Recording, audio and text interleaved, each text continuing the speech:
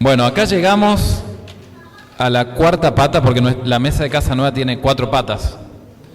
Si una mesa que está diseñada para tener 4 patas tiene 3, ¿qué pasa? Es inestable. Si tiene 2 ya se cae. Y si tiene 1 ya ni se pone en pie. ¿Sí? Y dentro de esas 4 patas de Casa Nueva, ¿se acuerdan cuáles son? El ADN de Casa Nueva, el modo en que hacemos las cosas, la visión y del modo que queremos usar para llegar a donde Dios nos está llamando. ¿Se acuerdan cuáles son?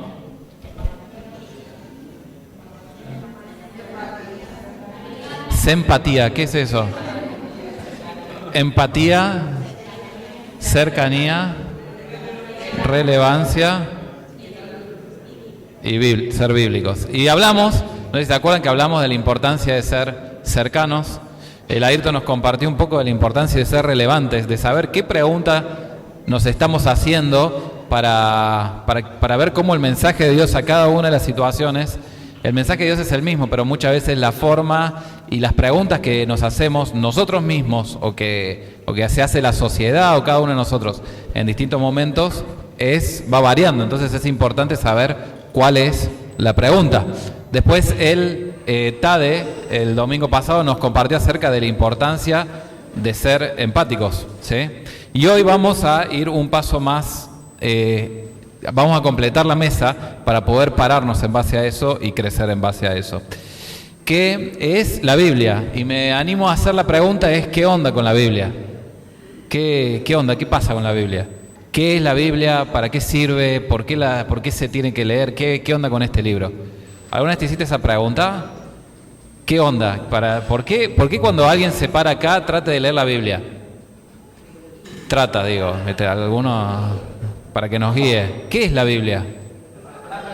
Palabra de Dios. Bien, esa en catequesis le enseñan, ¿no? ¿Qué es la Biblia? ¿Qué onda? ¿Y por qué juega en nuestra vida? ¿Y qué papel o qué rol juega la Biblia en nuestras vidas?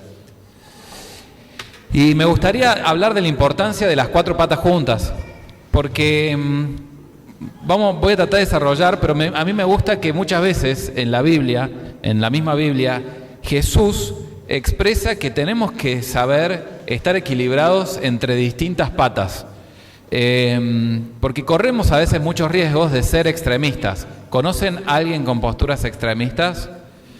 Ya sea políticas, ya sea económicas, ya sea sociales. ¿Conocen a alguien con posturas así medias extremistas? No vaya a ser que seas uno de esos, ¿no? Entonces es importante saber que en muchos temas en la Biblia hay que saber tener el equilibrio.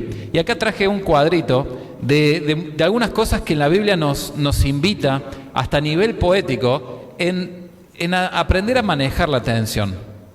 La tensión que se genera entre ir de un extremo al otro, el equilibrio que a veces cuesta tanto tener. Hay un versículo en Efesios 4:15, si la visión de Casa Nueva son 4 patas, hablamos de la importancia de tener una visión, de que enfocados llegamos más lejos, de que sabiendo a dónde vamos, por lo menos vamos caminando hacia un norte, que esto trae sentido. Hablamos de un montón de ventajas que tiene tener una visión.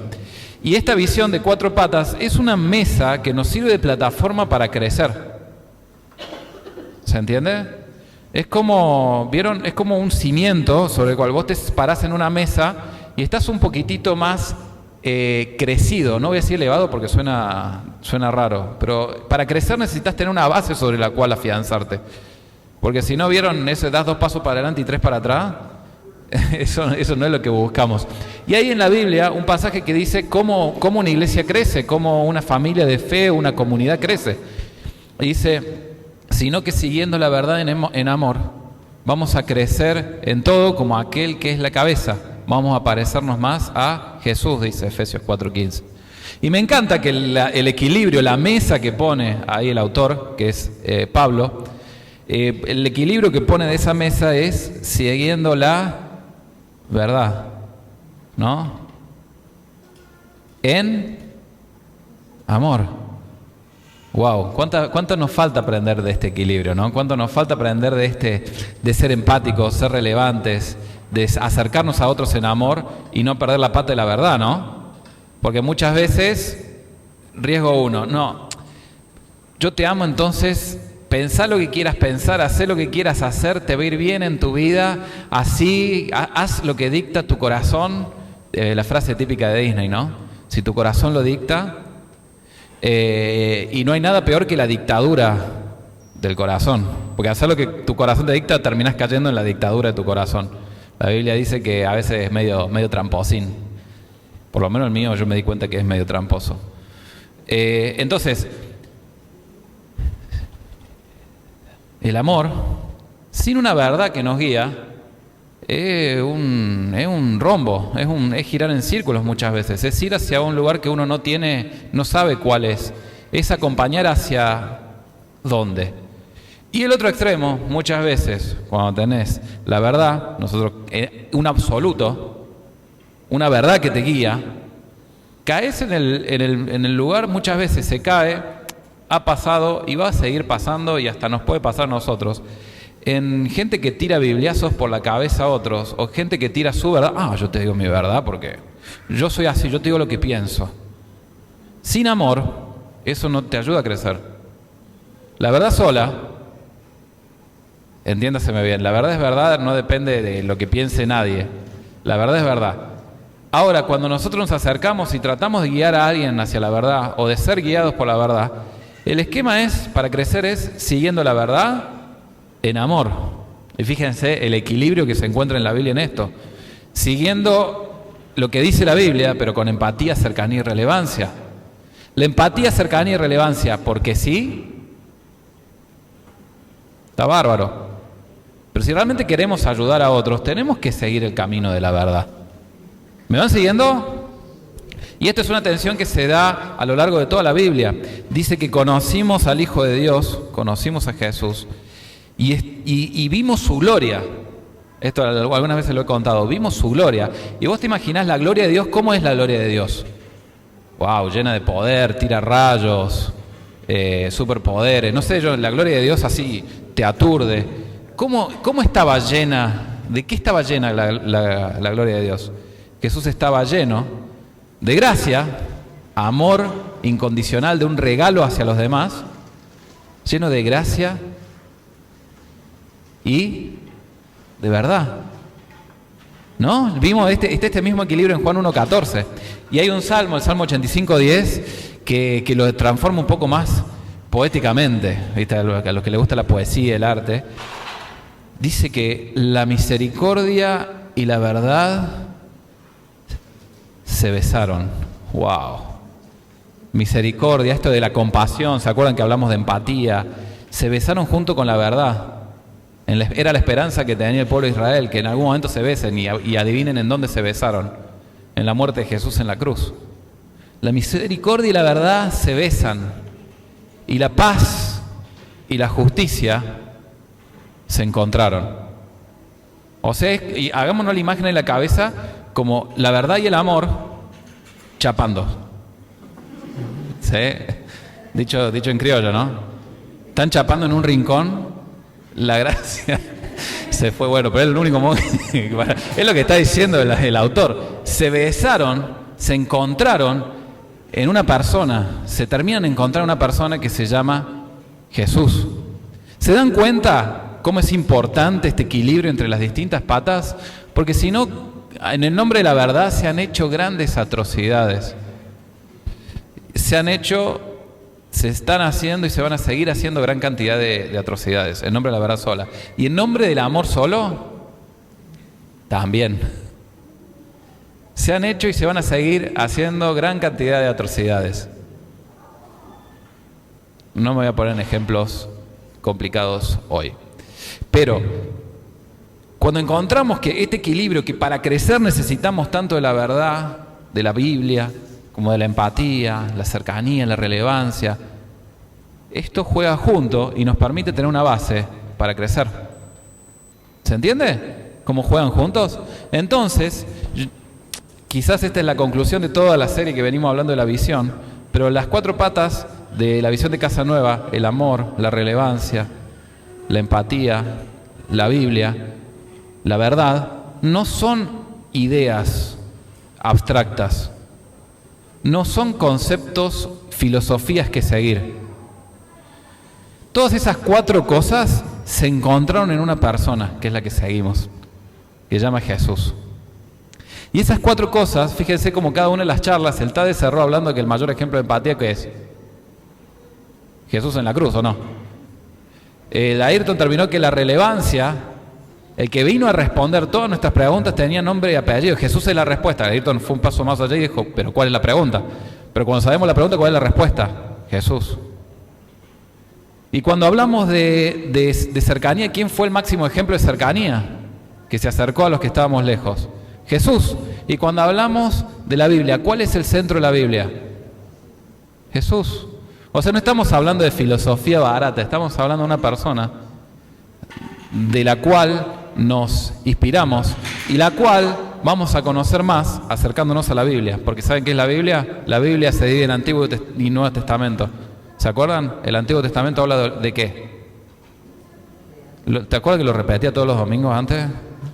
Lo dejé de hacer. El Antiguo Testamento habla de lo que Jesús iba a hacer. Está prefigurado, está explicado, está profetizado, está demostrada la necesidad de Jesús. ¿Y en el Nuevo Testamento de qué habla? De lo que Jesús hizo. Y también un poquitito de lo que va a hacer todavía. Pero el centro de la Biblia misma es una persona.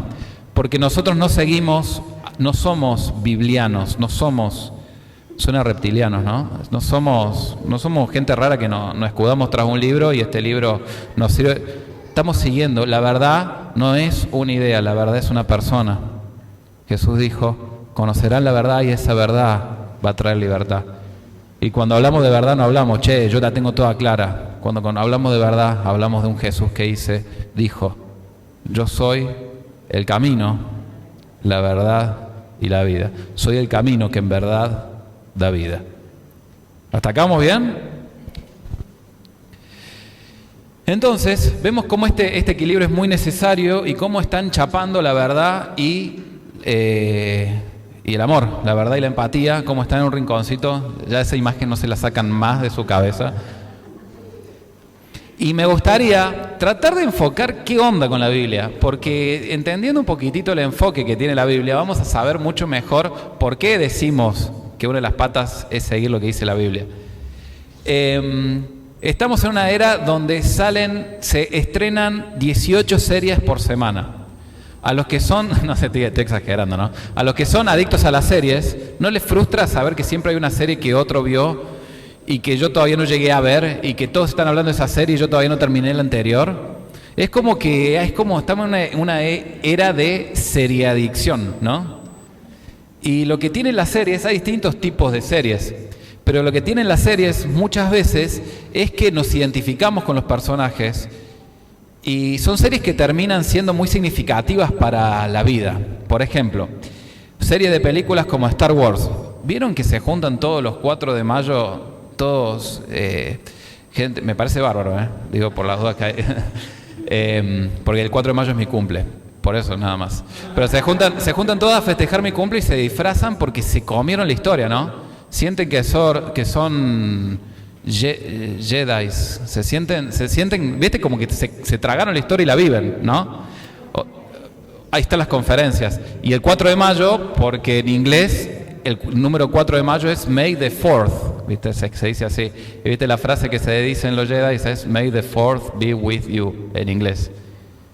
O sea que la fuerza te acompañe, en inglés, la traducción sería como 4 de mayo. En español, si yo te digo la fuerza te acompañe 4 de mayo, nada que ver, pero en inglés sí. Pero bueno, para que sepan, el día de Star Wars es mi cumple también. Así que la fuerza me acompañe. Nunca un regalito. Pero bueno, lo que pasa muchas veces es que no nos damos cuenta que así como nos encantan las series, nos identificamos con series, hay distintos tipos de series. Nosotros, hay una historia o hay historias narrativas que nos envuelven, que terminamos viviendo, que todos nosotros estamos viviendo una historia, lo que muchas veces no sabemos es quién la está contando. No sé si saben, vamos a Disney. ¿Vieron las películas de Disney? Todas cuando se meten en una cultura empiezan casi que con los mitos en los cuales esa cultura se formó. La vemos en esta, ¿cómo era la de los Maui? Moana. Na, na, na, na, na, na, na, na. Es tremenda esa canción. Se me pone la piel de gallina. Moana. ¿Vieron que van a la historia que da sentido a todo lo que hacen? ¿No? Una historia es lo que cimienta. La cultura griega, ¿en qué estaba cimentada? En un montón de historias, mitos. ¿Qué pasó con Zeus? ¿Qué pasó con Hércules? Todas las civilizaciones tienen una historia que les da significado a la historia propia de esa cultura. Y cultura, básicamente, es a lo que uno le termina dando culto. A lo que uno pone en primer lugar, le da culto, es lo que termina forjando una cultura. Y hay un montón de historias que se han contado. Hay un montón de series que se cuentan. Así como nos parecen medios geek, o no sé cómo, los que por ahí se visten de Star Wars. Yo me animo a preguntarte qué es la historia que te está dando significado a vos. Sos argentino, entonces viste la historia que nos da significado de San Martín, cruzando los Andes, en un burro muerto de hambre. Todas esas cosas que aprendimos en el secundario, era un caballo blanco, ¿no? O lo que sea, ¿viste? Son esas historias de épicas que nos dan sentido a nuestra pertenencia como argentinos. Ahora estamos en el Mundial y ¿qué es la historia que nos da, que a los argentinos da cierta épica? Inglaterra en el 86, básicamente, ¿no? El gol de Maradona eludiendo a todos y el gol con la mano, ¿no? Es como que se buscan las historias que te den sentido, significado, y eso se termina plasmando en las canciones. En Argentina nací, ¿no? Me dejaron más solo. O no, que termina siendo las canciones que se cantan, lo que el arte expresa. ¿Escucharon el Tiny Desk de Trueno? ¿No? Va a la esencia de la historia de lo que se cuenta. Lo que nos da identidad son los pibes de Malvinas, ¿o no? Es como que cada cual, todos tenemos un relato del cual vivimos, y de ese relato se basa nuestra cosmovisión, cómo interpretamos la realidad. ¿Estoy planteándolo muy en difícil? Me gusta la sinceridad. Todos tenemos una historia que estamos viviendo. El tema es, ¿cuál es la historia que estamos viviendo? ¿Para qué estamos viviendo? ¿Cómo estamos viviendo? ¿Y qué estamos viviendo? Porque todos tenemos una historia. ¿Sabían que los grandes personajes políticos sabían de la importancia que tiene de contar historias buenas? ¿Sabían eso? El famoso relato. El relato que ahora se usa mucho en política. En su momento, líderes como Lenin iba a los pueblos. Lenin, uno de los dictadores, mató más gente que Hitler, Lenin. Lenin iba a los pueblos y decía, che, ¿quiénes son los que cuentan la historia que formó esta cultura? Ah, son ellos los referentes. Bueno, vengan, cuéntenmelas. Y se iban les cerraban la puerta y los prendían fuego. Literal, literal, no pueden ir lo dicen los libros de historia, no lo estoy inventando yo. Porque el que cuenta la historia que vivimos, le termina dando relevancia a cómo vemos la realidad, cómo la interpretamos y por ende, qué papel jugamos en la historia. Y me gustaría que nos acerquemos hoy a la Biblia desde esta perspectiva. ¿Me van siguiendo? Me gustó la frase esta que la he choreado, que dice, la Biblia es la obra de arte que inspira nuestras vidas y la narrativa de la cual somos parte. Es una obra de arte que nos inspira, pero es mucho más que eso. Es la narrativa, la historia de la que formamos parte. Y muchas veces, esto es un poquito de lo que venía hablando, pero muchas veces yo me gustaría preguntarte cuáles son tus absolutos. Lo primero que me puedes responder es, yo no creo en absolutos, todo es relativo. Bueno, ese es tu absoluto. Eso que vos acabas de decir, si crees que todo es relativo, es tu absoluto, porque todos creemos cosas como absolutos. Entonces, ¿cuál es? ¿En base a qué estamos guiando, siguiendo, viviendo? ¿Qué es lo que le da sentido a todo lo que hacemos? Hay, en un momento de desesperación, Pablo le escribe a uno de sus discípulos, a uno de los que él estuvo formando, que llamaba Timoteo, y dice, ya va a llegar el momento en que en vez de seguir la historia de amor más grande de la humanidad, que es lo que Jesús hizo, van a empezar a seguir fábulas, mitos, cuentos de viejas. Me encanta porque pone cuentos de viejas. Van a empezar a seguir cualquier otro tipo de cosas. Se van a apartar de la verdad para empezar a seguir otro tipo de fábulas, otro tipo de cuestiones. Y me gustaría hacer, no demorarme demasiado tiempo en la charla de hoy, porque la otra vez hablamos en grupos pequeños, charlamos de qué es la Biblia, cuál es la importancia de la Biblia, por qué decimos, qué evidencia externa tenemos para decir que la Biblia es el libro por excelencia que supera a todos por mucho. Pero la vez pasada cuando charlamos eso, charlamos cerca de 3 horas. Si quieren, ¿hablamos de eso? ¿No? Sí, dice, dale. Vamos. No lo voy a hacer hoy, después lo podemos charlar. Pero me gustaría no meterme tanto en la profundidad académica, sino meterme en qué onda con la Biblia. Y agarré algunas frases, algunos postulados que me gustaría que sirvan para disparar. Como comunidad queremos que la Biblia sea la narrativa de la que somos parte y la obra que da sentido y que nos inspira. ¿Sí? Porque la Biblia no es solo un libro inspirado. No sé si sabían que la Biblia dice a sí misma que es un libro, la palabra de Dios es inspirada por Dios y es útil, nos es muy útil para enseñar, para corregir, para instruir en justicia, a fin de que todos seamos preparados para hacer buenas obras. ¿Sí? La Biblia es inspirada, pero no solo es un libro inspirado, es un libro que esa inspiración pasa a sus lectores, que inspira a sus lectores, que los mueve, que motiva. No solo un libro inspirado, sino un libro que inspira. Y puedo poner un montón de ejemplos de para mí lo rotundo que es esto, pero la historia, como la conocemos ahora, fue inspirada y moldeada en base, sobre todo la cultura occidental, en base a lo que decía la Biblia. Pongo algunos ejemplos. ¿Saben que los hospitales surgieron de gente inspirada, gente que fue inspirada por la Biblia? ¿No? La orden de los hospitalarios, allá, muchos siglos antes, nacieron de gente que fue inspirada y movida por la Biblia, por la compasión. Porque cuando se abandonaban las ciudades, ¿quién quedaba cuidando a los enfermos? Y los que tenían misericordia, los que eran inspirados por la Biblia. Y de allí surgió los hospitales para el cuidado de la gente. Las universidades, vos decís, ¿las universidades dónde salieron? ¿De dónde salió Harvard? Oxford. De gente que fue movida e inspirada por la Biblia. No me acuerdo los eslogans. Las universidades de todo el mundo tienen eslogans que dicen que su inspiración fue Dios, la Biblia. No quiere decir que lo siga haciendo en muchos de los casos, ¿no? Pero las universidades y el conocimiento hecho acercado a la sociedad para su crecimiento fue gente inspirada en la Biblia. La tecnología, ¿sabían que los principales saltos tecnológicos se dieron en momentos impulsados por gente inspirada en la Biblia? Pongo un ejemplo que para mí es muy significativo, que es el barco a vela.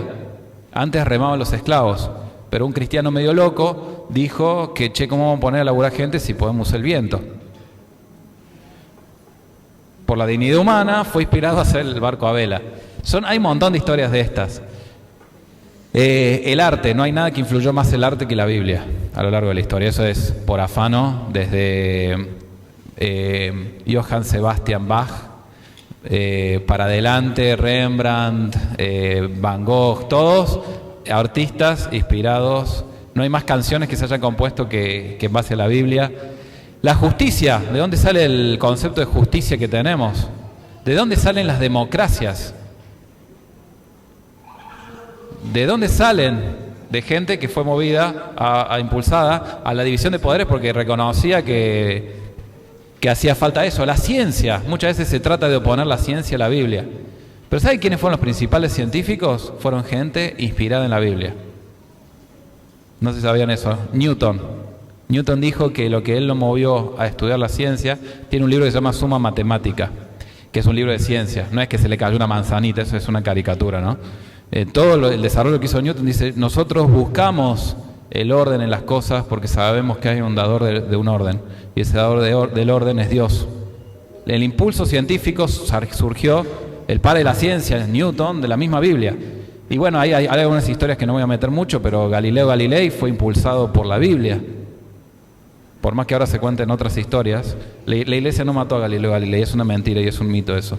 Está históricamente... Pero bueno, y lo que es más significativo en cómo es la Biblia un libro inspirado, es cómo inspiró e inspira vidas. Y cómo me inspira a mí, y cómo te inspiró o inspirará a ti. ¿Sí? Porque la Biblia tiene eso, que la Biblia es no solo inspirada, sino que te inspira. Recién hablaron los chicos de que Dios te habla a través de eso. Necesitas aliento, te alienta. Necesitas saber para qué viviste, da sentido. Necesitas saber qué rol jugás. Ahí está. La Biblia no es solo un libro para ser leído. Es el único libro que nos lee. La misma Biblia dice que en Hebreos 4:12 dice, la palabra de Dios es viva y poderosa, viva y eficaz, y más cortante que toda espada de dos filos, que penetra hasta la médula de los huesos, juzga los pensamientos y las intenciones del corazón. O sea, es la única. ¿Vos querés conocerte posta? Deja que la Biblia te lea. ¿Me van siguiendo? La Biblia no solo es un libro para interpretar, sino uno para interpretar. ¿Se entendió? Bueno, entonces pasamos al otro punto. La Biblia no solo es un libro para interpretar, sino que es un libro para interpretar. Saben que la palabra interpretar tiene distintas acepciones, ¿no? Que son distintos modos en que se puede utilizar de acuerdo al uso que le querramos dar a la palabra. ¡Oh! Tiré una frase compleja. La Biblia no solo es un libro para interpretar, decir, a ver qué quiere decir esto, qué quiere decir aquello otro que está bueno, sino está más como para ser interpretado como una obra de teatro. ¿Vieron que está la interpretación de un papel? No solo es un libro para saber qué dice, sino es para saber cómo yo lo interpreto en mi vida diaria. Es casi que un guión que, sabiendo en qué parte de la historia estás, vos salís a escena y decís, este es mi momento. Acá voy a interpretar. Porque la Biblia no solo es para ser leída, no solo nos lee, no solo tenemos que saber bien qué dice y estudiarla, sino tenemos que saber cómo llevarla a la práctica, cómo tener nuestro rol en esta historia, en este relato. ¿Se entendió ahora un poco más? En Efesios 2 dice que nosotros fuimos creados para andar por un camino, de antemano fuimos, o sea, antes de que siquiera existamos, hay muchas obras para que nosotros hagamos. Hay como un guión trazado y hay cosas y cuestiones que tenemos que interpretar en esta vida.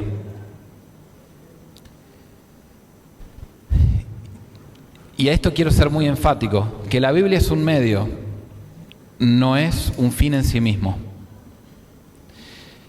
¿Saben la diferencia entre medio y fin? Medio es algo que yo uso para alguna otra cosa. Muchas veces nos podemos confundir que el que sabe mucho de Biblia es un crack. El que, no sé, que nuestra vida tiene que pasarse leyendo la Biblia. La Biblia es un medio para nosotros tener un diálogo con Dios, para que Dios nos hable, seamos inspirados, pero no es un fin en sí mismo. El fin en sí mismo es el centro de toda la Biblia, que es Jesús. Es seguir a la persona de Jesús. No tenemos que confundirnos porque no hay que idolatrar nada que no sea Dios, Jesús. Idolatrar no sería Jesús, sería adorar a Jesús. Pero no tenemos que confundirnos y darle más valor de la Biblia como un fin en sí mismo, sino es un medio que nos lleva a todo lo otro. Es el libro que nos lee, el libro que tenemos que interpretar, es el libro que nos inspira, el libro que nos lleva, pero no es un fin en sí mismo. ¿Me van siguiendo? Y acá tengo algunos comentarios. En Hebreos 1 dice que la revelación máxima termina siendo Jesús. Mucho tiempo Dios se nos mostró, se nos reveló a nosotros a través de los profetas, los que escribieron la Biblia. Pero en los postreros tiempos, en estos tiempos que estamos viviendo, se reveló a sí mismo a través del Hijo de Jesús. Él es la imagen visible del Dios invisible.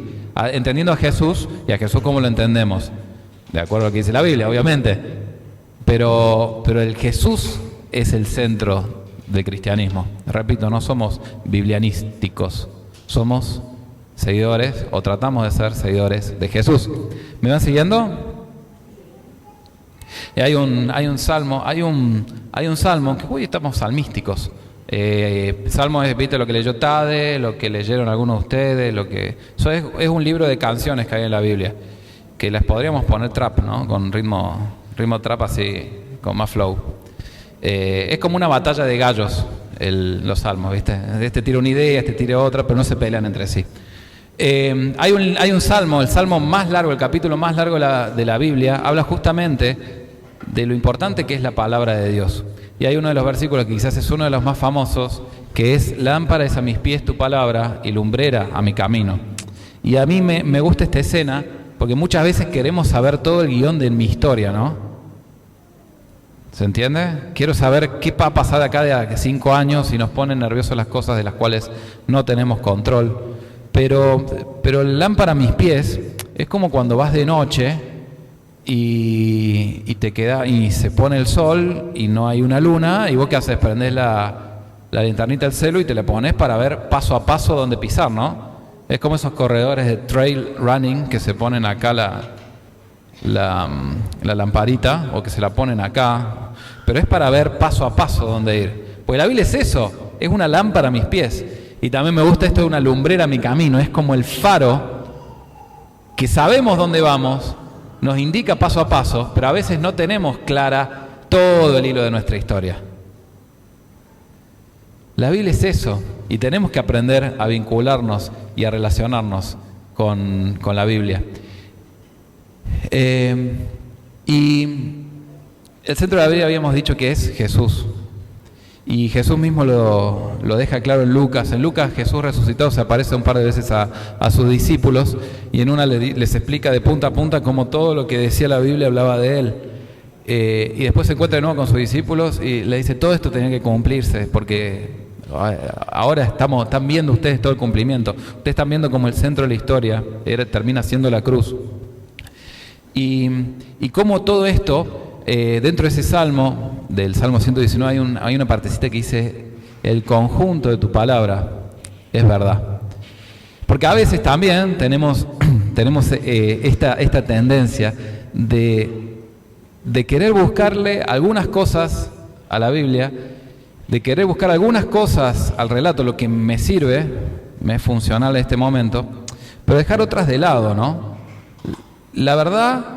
el conjunto de la palabra de Dios es verdad. El conjunto de todo lo que dijo Jesús es verdad. La persona de Jesús es verdad. No una parte que me es más amigable a mí. Porque vivimos por ahí en momentos en que nos acostumbramos un poquitito a tratar de hacer un Dios a mi imagen y semejanza, y no tanto dejarnos leer por la Biblia. ¿Me explico? ¿Qué pasa? A ver, a veces nos pasa lo siguiente, y ustedes díganme si me equivoco. No, a mí me encanta cuando la Biblia me trae ánimo, pero cuando por ahí me dice que tengo que ser empático con otros y tengo que salir de mi comodidad, no, esta página no me cierra. Entonces, la arrancamos, no me cierra, ¿sí? No me sirve. O si no...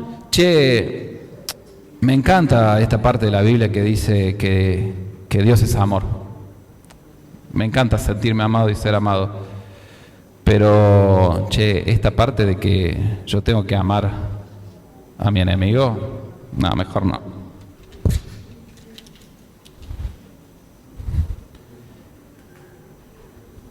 No, pero la Biblia no sabes, es un mensaje de gracia. ¿Saben lo que es gracia? Es un regalo de Dios para nosotros. No podemos hacer nada para ganarnos a Dios. Pero eso, ¿sabes qué? Eso me quita el poder para sentirme superior a otro.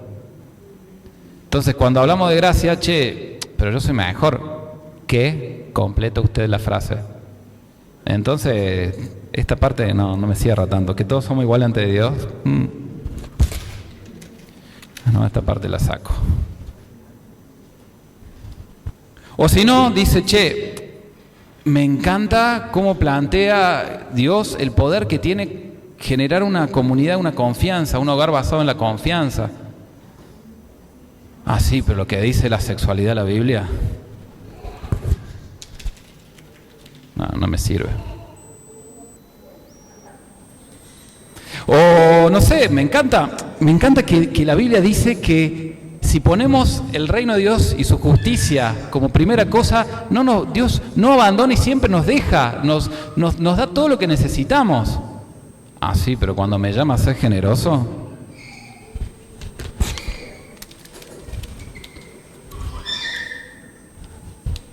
le pegué al techo, iba derechito. Iba bien. Ah, no. A mí me encanta eso cuando Dios viene y me consuela en mi dolor. Pero perdonar, ahí va el perdón. Uy, perdón, casi mato la primera fila.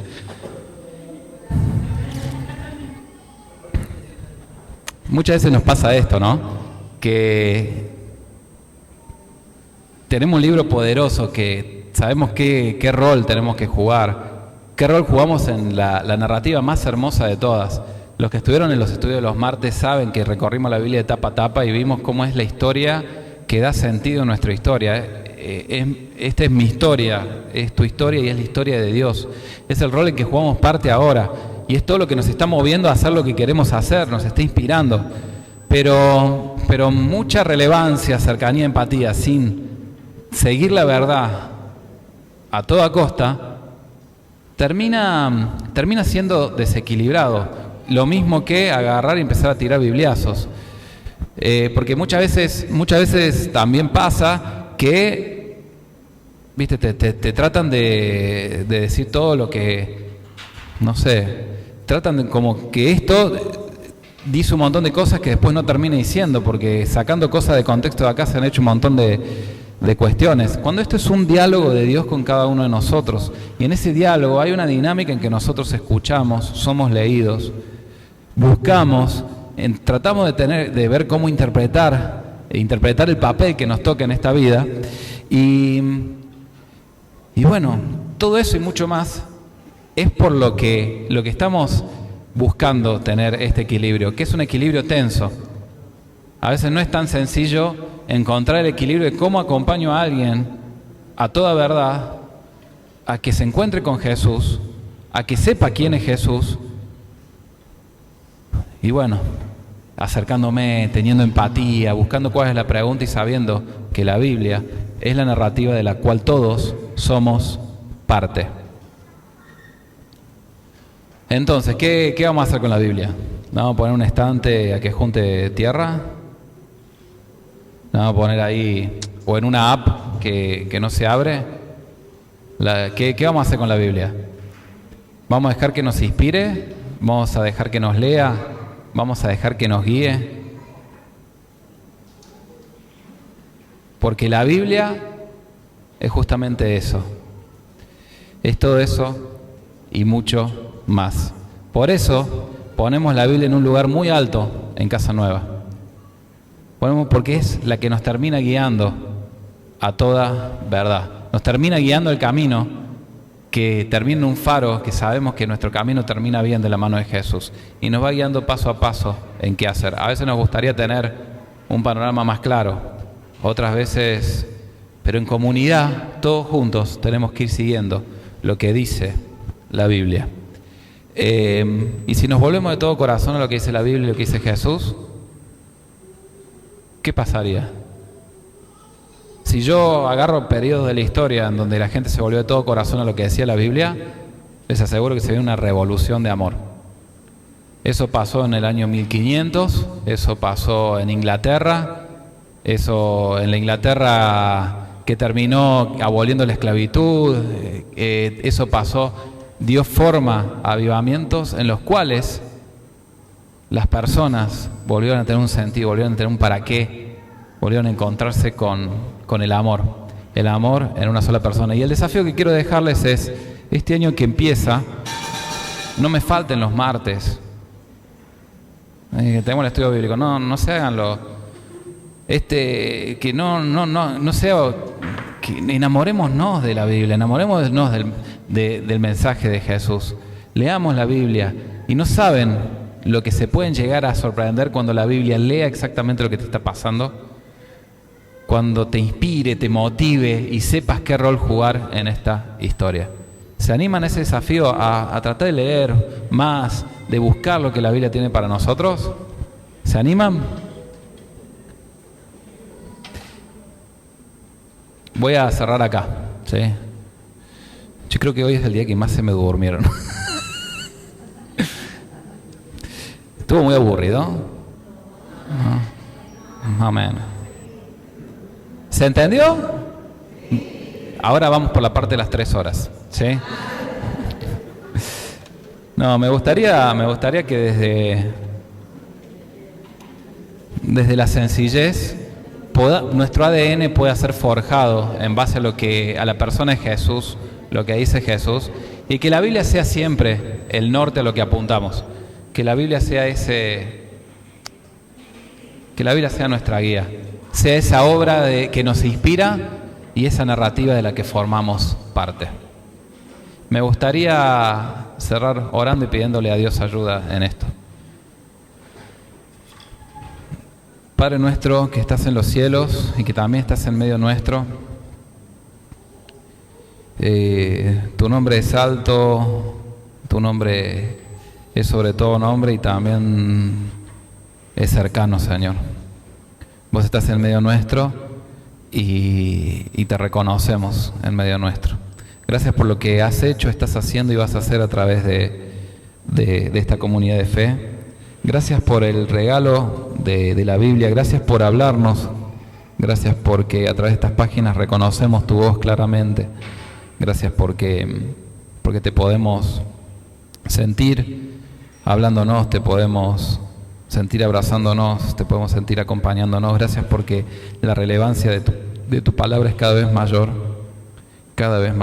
a medida del paso del tiempo. Gracias porque tu palabra es viva y gracias, Señor, también porque en ella nos dejas la guía, nos dejas el guión para interpretar y sabemos que en este guión que tenemos que interpretar ahora está el ser testigos tuyos, que sabemos que la iglesia es tu misión en la tierra, es tu cuerpo, el modo en que podemos llegar a otros y sabemos que es el rol que tenemos que jugar ahora, es el partido en el cual salimos a la cancha. Te pedimos, Señor, que nos ayudes a entender bien nuestro papel y que podamos lograr todo eso a lo que nos estás desafiando en Nueva Córdoba, Señor. Te pedimos de tu gracia, la necesitamos. Necesitamos mucho de tu gracia, necesitamos afirmarnos en tu amor y no movernos de ahí. Gracias por todo, Jesús. Amén.